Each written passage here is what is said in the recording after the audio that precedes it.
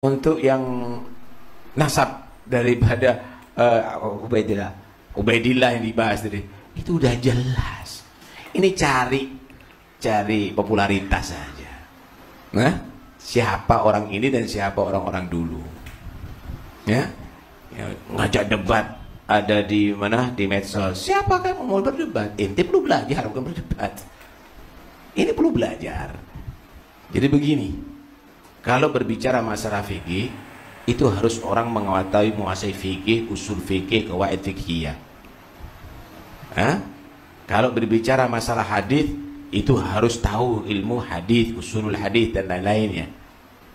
Qawaidul hadis, mana itu, apa itu hadis makbul, apa itu hadis mardud, apa itu martabahnya makbul, apa itu sahih, mengambil keputusan di dalamnya, gitu loh. Wa madaran lisubut, dan sebagai orientasi lisubut untuk menentukan sebuah nasab, gitu loh. Jadi di sini jelas teman-teman, pentingnya catatan, gitu loh.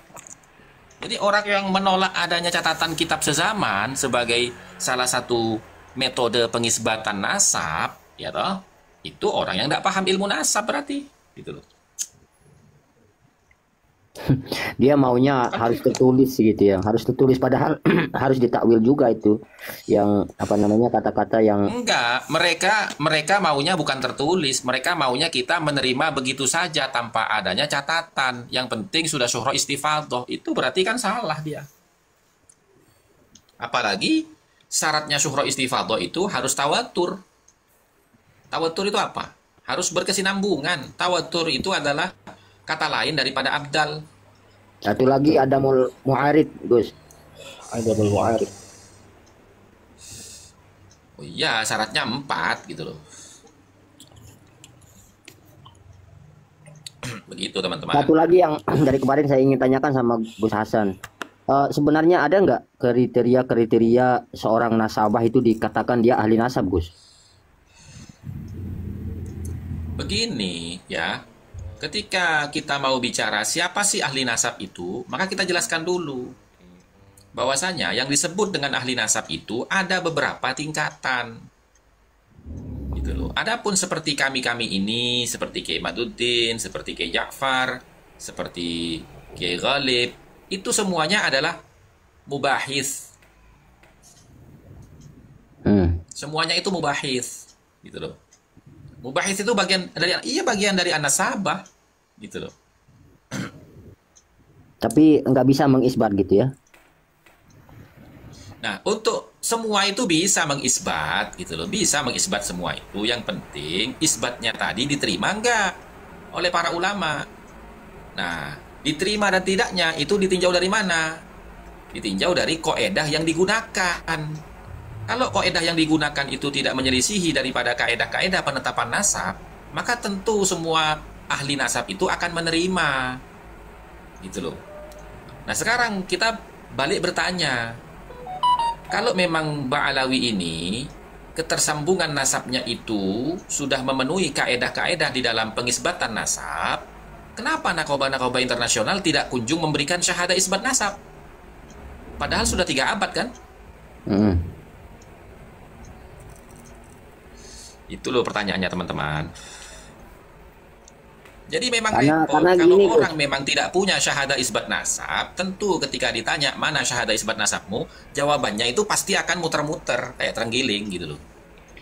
Karena itu untuk mengalihkan pentingnya menjawab adanya syahadah isbat nasab gitu loh, sehingga mereka melakukan framing, penggiringan opini, kan begitu.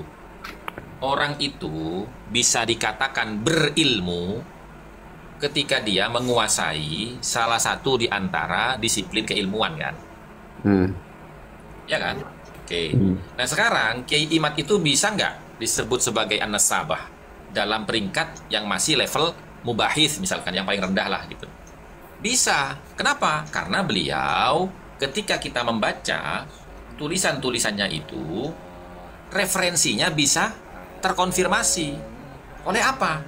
Oleh kitab-kitab nasab. Misalkan Kiai Imad mengatakan, syaratnya syuhra istifadhah itu harus tidak bertentangan dengan catatan ulama-ulama terdahulu. Nah, kita cari tuh dari mana Kiai Imad bisa mengatakan seperti itu. Ternyata ketika saya cari, oh ada ternyata di sini. Di mana? Nah, di kitab Rasail halaman berapa? Halaman ke-103. Apa isinya? Nah, syarat-syarat suhro istifadah yang kedua, intifa'ul mu'aradati fil umumi wal khusus au fil wathaiqil bayyinat.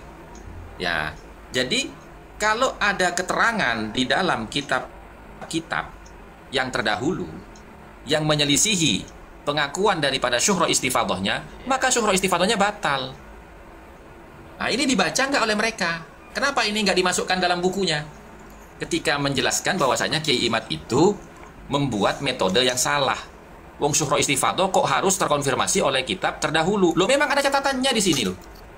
Syaratnya syuhro istifadah itu tidak boleh bertentangan dengan apa? Dengan catatan ulama-ulama terdahulu. Au fil wathaiqil bayyinat, atau tidak adanya keterangan-keterangan dari kitab-kitab atau dokumen-dokumen yang bertolak belakang dengan syuhro istifadahnya. Gitu loh. Jadi Kiai Imad itu tidak mengada-ngada. Justru yang tidak paham ilmu nasab itu mereka. Gitu loh. Jadi kalau misalnya Kiai Imad itu kita mengisbat nasab alawi itu bisa diterima sebetulnya Gus ya? Iya, dia mau ngisbat mau tidak itu tergantung gitu loh. Apakah itu sesuai dengan kaedah penetapan nasab atau pembatalan nasab atau tidak? Kalau sesuai, ya pasti diterima gitu loh. Izin Gus, izin sedikit memotong Gus. Ini yang saya pahami ya Gus ya. Yang saya pahami dari pembicaraan ini, sebenarnya yang mengisbat atau yang membatalkan nasab seseorang itu kalau pemahaman saya pribadi ya Gus. Kalau misalnya salah tolong dikoreksi Gus. Sebenarnya yang membatalkan atau yang mengisbat nasab seseorang itu tidak bergantung pada pribadi seorang nasabah, tapi bergantung pada metode yang digunakan oleh nasabah untuk mengisbat atau membatalkan. Begitu ya Gus ya. Jadi yang mengisbat atau yang membatalkan itu bukan pribadinya, tapi metode atau kaidah, apakah penetapan atau pembatalan itu sesuai dengan kaidah-kaidah yang sudah ditetapkan dalam ilmu nasab. Jadi begitu pula dengan nasabah, ketika mereka tidak menggunakan metode yang tepat, ketika mereka tidak menggunakan atau tidak menggunakan kaidah-kaidah penetapan dan pembatalan dalam ilmu nasab yang tepat gitu. Itu akhirnya apa? Akhirnya ya tidak bisa dibenarkan juga, karena pada akhirnya yang menetapkan dan yang membatalkan itu ya harus semuanya harus sesuai dengan metode yang sudah ada, begitu ya Gus ya? Ya, betul. Saya kasih contoh begini ya, paling gampang itu contoh ya, supaya bisa dipahami orang banyak. Misalkan begini, sampean membuat satu masakan sop misalkan ya, membuat sop. Nah kemudian tata cara sampean membuat sop itu mulai dari isinya, bumbunya tidak sesuai dengan umumnya orang membuat sayur sop, ya kan? Atau isinya, bentuknya sama ketika dilihat seperti sayur sop, tapi ketika dirasakan karena bumbunya tidak sesuai dengan bumbu sayur sop, apakah bisa dikatakan itu sayur sop? Kan tidak bisa. Orang pasti mengatakan ini sayur sop apaan nih, rasanya kok kayak gini? Karena bumbunya tidak sesuai. Begitu loh teman-teman. Nah begitu juga di dalam mengisbat nasab. Siapapun itu bisa mengisbat nasab. Ya, kalau kita mau mengatakan siapapun bisa mengisbat nasab, kalau teorinya pas. Kenapa? Ya. Karena ketika dia membuat pernyataan isbat nasab itu tidak akan ditentang oleh orang-orang lain dari kalangan para nasabah. Kenapa? Karena teorinya pas. Sama dengan tadi, semua orang bisa buat sayur sop dan pasti akan dikatakan enak oleh orang lain karena bumbunya sesuai. Tapi walaupun bentuknya, wujudnya itu seperti sayur sop, kalau rasanya bukan seperti sayur sop, pasti akan dicelatu sama orang. Lu masak gimana ini? Kok jadi kayak gini rasanya? Kan begitu.